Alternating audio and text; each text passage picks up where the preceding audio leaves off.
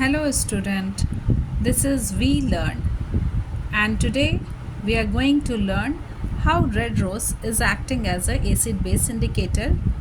This is from the book Curiosity class 7 New NCERT book. सबसे पहले रोज़ petals को collect करो, फिर आप उसको क्रश कर लो मोटर पेस्टल से। एक शीशे के ग्लास में उसे रख लें और उसमें गर्म पानी से वो पूरे पिसे हुए पूरे क्रश्ड पेटल्स को गर्म पानी में भिगो दें। 10 से 10 to 15 मिनट्स के बाद आप देखोगे कि आपको एक कलर्ड वाटर मिल गया। फिर आप इस पानी को छान लो। The liquid which is obtained after filtration is known as filtrate, and the filtrate which you are getting from this red rose is acid base indicator. अब हम क्या करते हैं, इस रेड रोज एक्सट्रैक्ट के 10 to 20 ड्रॉप्स को दो separate test tube में रख लेंगे। Test tube A and we will mark it as A and B। ये टेस्ट ट्यूब है, ये एक टेस्ट ट्यूब स्टैंड है और इसमें रेड रोज एक्सट्रैक्ट है। अब आप टेस्ट ट्यूब A में लाइम जूस दोगे और टेस्ट ट्यूब B में सोप सॉल्यूशन। कुछ देर के बाद आप देखोगे कि कलर चेंज हो गया। रेड रोज इंडिकेटर, ये बहुत ही इम्पॉर्टेंट लाइन है। अगर आप एसिडिक सब्सटेंस में डाल रहे हो तो वो रेड रहेगा, बट अगर आप बेसिक में डाल रहे हो तो उसका कलर ग्रीन हो जाएगा। तो जैसे ये देखा, लाइम जूस एसिडिक है, it will remain as such red only.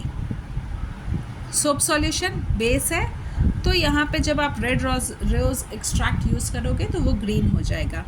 आंवला जूस, इसमें विटामिन C है, ascorbic acid, acidic in nature है, तो यहाँ भी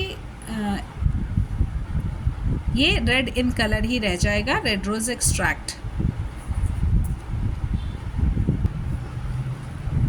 रेड रोज एक्सट्रैक्ट की तरह और भी बहुत सारे फ्रूट्स और वेजिटेबल्स हैं जिनको हम एसिड बेस इंडिकेटर की तरह यूज़ कर सकते हैं। जैसे कि उसमें कौन कौन से एग्जाम्पल्स आ रहे हैं, beetroot, purple cabbage, turmeric, Indian goose, blackberry, jamun और रेड हिबिस्कस, गुलहर। सो आप इसको अंडरलाइन कर सकते हो। क्वेश्चन पूछ सकता है कि name some natural acid base indicator, तो आप ये नाम लिख सकते हैं।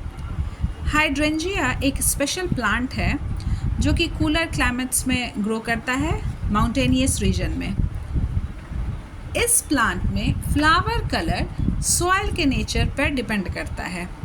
अगर सॉइल एसिडिक है तो ब्लू कलर फ्लावर होगा, अगर सॉइल बेसिक है तो पिंक कलर फ्लावर होगा।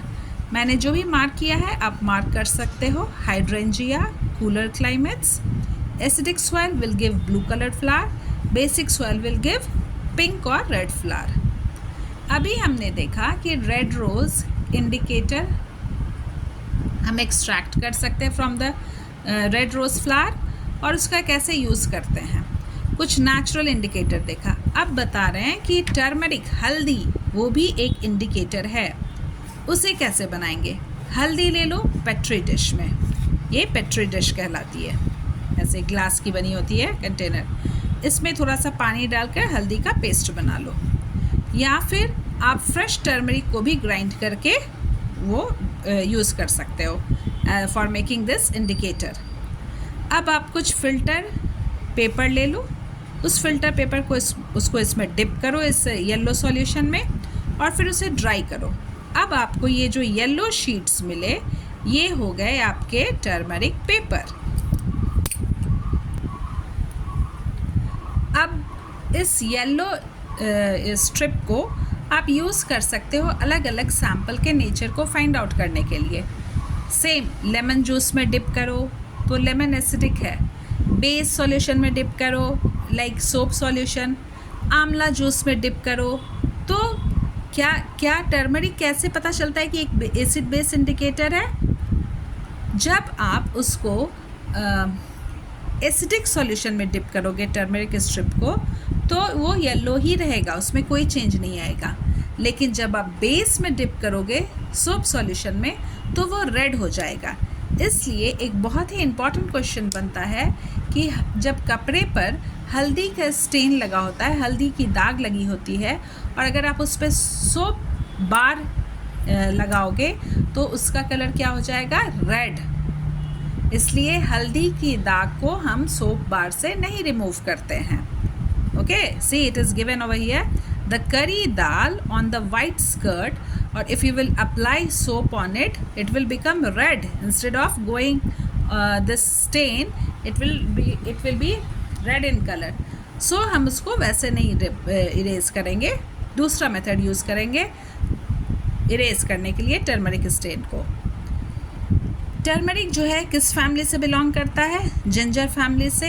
ये फूड को येलो कलर देता है और इसके न्यूमरस हेल्थ बेनिफिट्स हैं और होम रेमेडीज़ में यूज़ होता है। टर्मरिक का येलो कलर उसमें एक येलो पिगमेंट पाया जाता है जिसका नाम है curcumin. Okay, this is very important pigment found in turmeric. इस तरह बच्चों आज आपने सीखा कि रेड रोज़ एक एसिड बेस इंडिकेटर है, टर्मरिक भी एक एसिड बेस इंडिकेटर है। रेड रोज़ ग्रीन हो जाएगा बेस सॉल्यूशन के साथ और टर्मरिक रेड हो जाएगा बेस सॉल्यूशन के साथ। नेक्स्ट टाइम मैं ऑल्फैक्टरी इंडिकेटर्स के बारे में बताऊंगी और न्यूट्रलाइजेशन रिएक्शन के बारे में बताऊंगी। Thank you for watching.